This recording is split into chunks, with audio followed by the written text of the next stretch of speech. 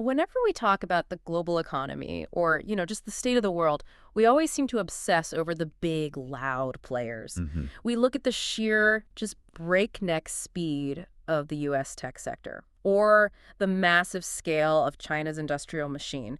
And then you have Japan. It's such a stark contrast, isn't it? The moment the conversation turns to Japan, Yeah, the energy in the room just seems to drop. it It does. becomes a conversation about the lost decades or stagnation. Right. From the outside, looking at the numbers, Japan just looks slow, maybe Yeah. even a little lost, like they're stuck in a loop while everyone else is racing toward AI and, I don't know, Mars colonies. Looking at the GDP charts, it is easy to write them off as a former giant that just couldn't keep up. Exactly. But today, we're looking at something that really challenges that whole narrative. We are. The source material we're unpacking is structural analysis, designated GOA 14.4. Yeah. It suggests we might be looking at this completely wrong. Mm, It asks a pretty profound question. which is, What if that slowness isn't a bug? yeah. What if it's actually a highly sophisticated, deliberate feature? Okay, see, that's the hook. I'm skeptical, but I'm definitely listening. The idea that a stagnant economy is actually a successful execution of a whole different operating system. The source calls it a state of adjustment, It's a really compelling framework. The core argument in GOA 14.4 is that we need to stop viewing Japan as a failed economic giant. which implies they tried to grow and just failed. Exactly. And instead, start seeing it as a unique case study. It suggests Japan isn't prioritizing growth at all. It's prioritizing stability.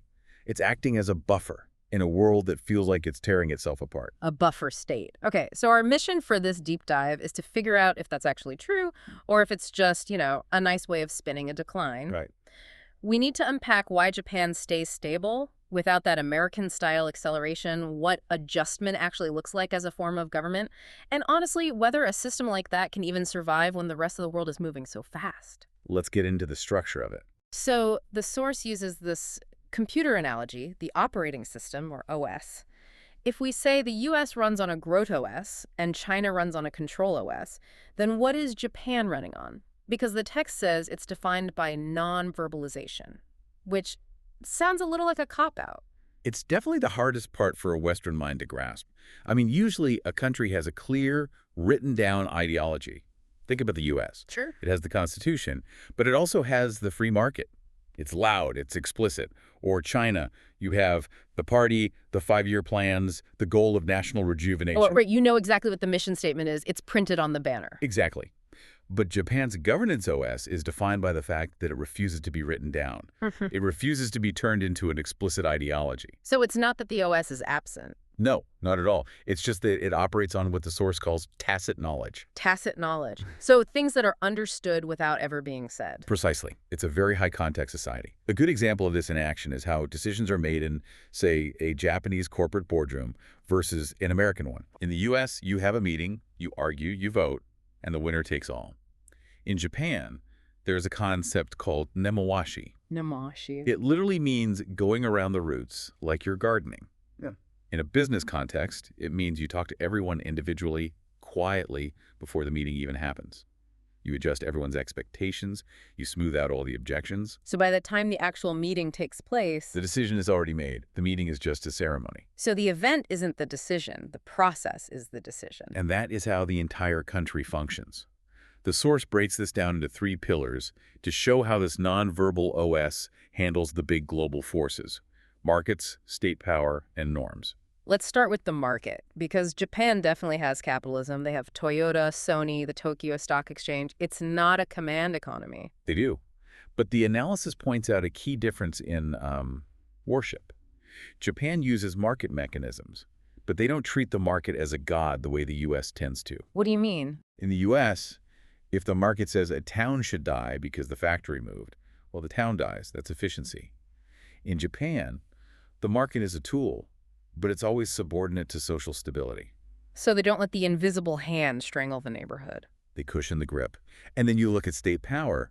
The Japanese state intervenes in the economy all the time. But unlike China, it doesn't wave a big red flag. It uses something called administrative guidance. Right, I've heard of this. It's not a law, is it? It's not an order. No, it's a bureaucrat from a ministry calling a CEO and saying, it would be very good for the country if you did X. There's no legal penalty if they say no. Well, They don't say no Why not? because of the relationships, the tacit understanding of hierarchy, the social pressure. It's power without a paper trail. That seems incredibly efficient, but also kind of terrifying if you're an outsider. You can't read the rule book because there isn't one. That's the barrier. And the third pillar is norms. Japan is famous for following rules. But, and this is a really important distinction the source makes, unlike the EU, Japan doesn't turn its rules into universal moral crusades. What do you mean by that? Well, look at the European Union. When they regulate something, like with GDPR for data privacy, they frame it as a universal good. This is for human rights. This is for the planet. They want the whole world to copy them. They're evangelists for their rules. Japan is not an evangelist. They follow the norms because, well, that's just what we do here. It's specific to the place. They aren't trying to export their way of life. So in the US, you follow the market because it's freedom. In the EU, you follow the rules because it's justice. And in Japan, you follow the rules because you're reading the air. That's it. That's the perfect way to put it. It creates a society where the governance OS is incredibly strong, crimes is low, trains are on time, but it operates almost entirely on everyone reading the air. You don't need a heavy-handed dictator if everyone naturally adjusts to the unspoken expectation. Okay, but to really understand if this is a feature or just some weird quirk, we need to zoom out. The source spends a lot of time contrasting Japan with the other big players. We've touched on them, but let's dig a bit deeper. You can't really understand Japan's silence without hearing the noise from the rest of the world. That context is critical. The source describes the global landscape as this sort of clash of operating systems. Yeah. Let's start with China. The analysis describes China's OS as an advancement race.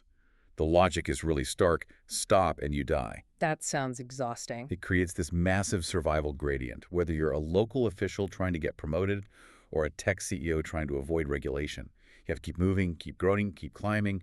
If you stop, you're purged, or your competitors eat you alive. So it creates incredible speed, but also this runaway internal competition. It's a pressure cooker. And then you have the United States. Right. The U.S. is built on market acceleration.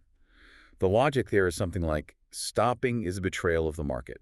Think about Silicon Valley. The motto was, move fast and break things. And if a company stops growing its quarterly revenue, its stock crashes. It doesn't matter if the company is profitable and stable. If it's not growing, it's seen as failing. We see the cost of that, right? Well. It erodes the social foundation just to squeeze out a little more efficiency. Communities get left behind, polarization spikes. And then there's the EU, which the source calls the normative brake. They see the market is moving too fast, so they create laws to slow it down. But, and here is the key difference, they explain why. They produce thousands of pages of legal text to justify the slowdown. They intellectualize the braking. So everyone is shouting their logic. China shouts advance, the U.S. shouts grow, the EU shouts comply, and Japan. Japan just stands there and says nothing. Japan's stance is totally unique. We are stopping, but we will not explain why. Unlike the EU, which produces laws to explain deceleration, Japan produces ambiguity. Wait, hold on. Ambiguity as a product. That sounds a lot like a polite way of saying bad leadership. If a government refuses to explain why the economy isn't growing, isn't that just a lack of accountability? And that is the skeptical view, and it's a valid one. But the source argues that the ambiguity actually serves a function. It distributes the results of deceleration, the slow growth, the stagnant wages, without ever verbalizing the logic behind it. Why does that matter? Because if the Prime Minister came out and said, my fellow citizens, we are choosing to be poorer than the Americans so that we can be more stable, people might riot. No one wants to vote for decline. Right. But if it just happens through a million tiny adjustments, through that Nimawashi process, It keeps the peace. it keeps the peace. It makes the decline feel like a natural phenomenon rather than a political choice. That is actually kind of brilliant and a little disturbing. So this leads us into the core mechanism. How does this actually work day to day?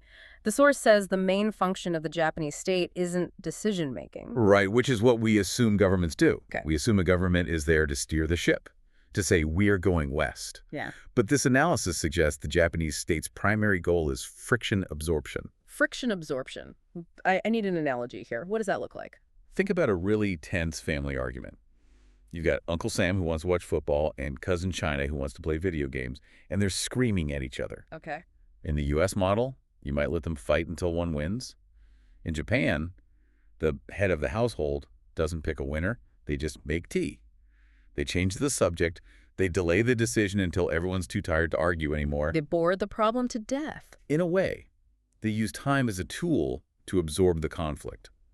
Imagine a fight between two government ministries, or between the elderly who want pensions and the young who want jobs. A zero-sum game. Exactly. Instead of solving it immediately, which creates a clear winner and a loser, they form a committee. They study it. They let the issue just sit. So the dissatisfaction just kind of settles, like sediment in a glass of water. Precisely. The damper effect. Yeah. Think of a shock absorber on a car. Yeah. When you hit a pothole, the shock absorber doesn't fix the hole, doesn't make the car go faster. It just compresses to take the violent energy out of the impact so the passengers don't get whiplash. Exactly that. And in this metaphor, Japan isn't just absorbing its own potholes. The source uses this great term, the world membrane. The world membrane. Yeah, imagine a biological cell. The membrane protects the stable inside from the chaotic outside.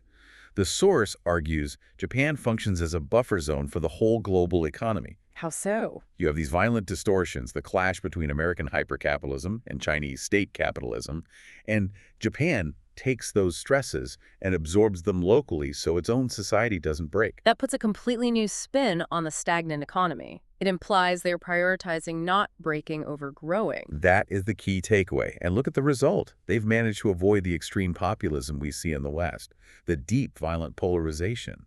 They've avoided the total suffocating surveillance of China. They maintain a state of adjustment that keeps society intact. It's a warm bath compared to the cold ocean outside. A very good way to put it. It sounds comfortable, seductive even, but there has to be a bill to pay for this. You can't just absorb friction forever without a price.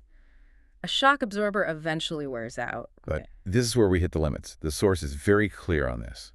Adjustment is not free, and the cost is heavy. What's the biggest cost? The first, and maybe the biggest, is what the source calls node generation. Node generation. Adjustment absorbs shocks, but it does not create new momentum. You can avoid crashing the car by driving 5 miles an hour, but you are never going to win the race. That explains why we haven't seen a Japanese Google or a Japanese Tesla or a Japanese Facebook in the last 20 years. Exactly. Disruption is friction.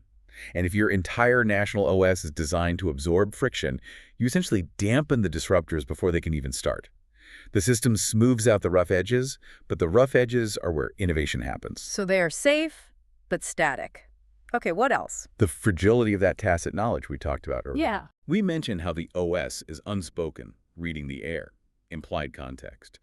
The problem is that is incredibly hard to inherit. You mean for the next generation? Yes. You cannot teach a new generation an operating system that isn't written down, especially today. Young Japanese people are on the internet. They're exposed to Western clarity and global norms. The population is shrinking.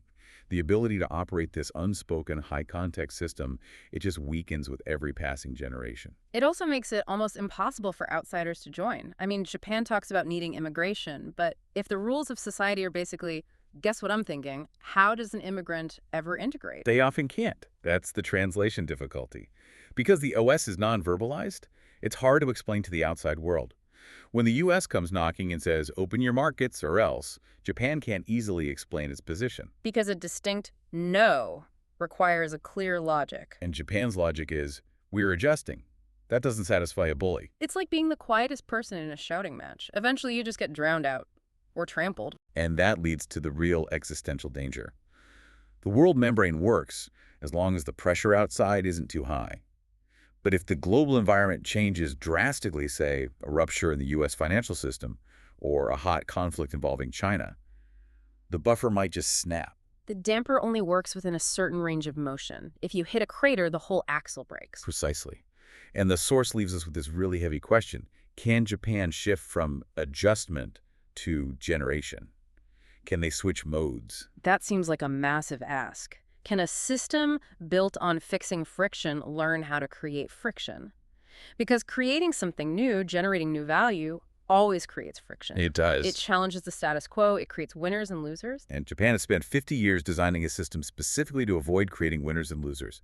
To shift to generation would require dismantling the very piece they've cultivated. It would mean verbalizing the OS. It would mean explicit conflict. And if they don't? If they don't, they remain a buffer state. They continue to absorb the world's stress until they, perhaps, hollow out completely. The source notes that not generating has been a valid survival strategy so far. It kept them safe while others burned out. But every strategy has an expiration date. It's haunting, really. We started this deep dive thinking about Japan as slow or stuck. But now, I'm seeing it as intentional. There's almost a dignity to it, but also a real tragedy. I agree. In a world that's obsessed with acceleration, the U.S. model, and obsessed with raw power, the China model, there is a hidden value in a country that chooses to be the damper. It's doing the work nobody else really wants to do. It's holding the structure together. If Japan stops being the adjuster, where does all that global friction go? It might just bounce back into the system and break something else entirely. Or, to take the cynical view again, maybe adjustment is just a polite word for a slow decline that no one has the courage to talk about. The line between sophisticated stability and gentle decay is very, very thin. It is. And that is the question we have to leave hanging for you. Next time you see a headline about Japan's economy doing nothing, ask yourself, is it just failing to move? No. Or is it holding steady against a current that's sweeping everyone else away? And if it is holding steady, for how much longer? That is the question. Thanks for diving deep with us. We'll see you on the next one.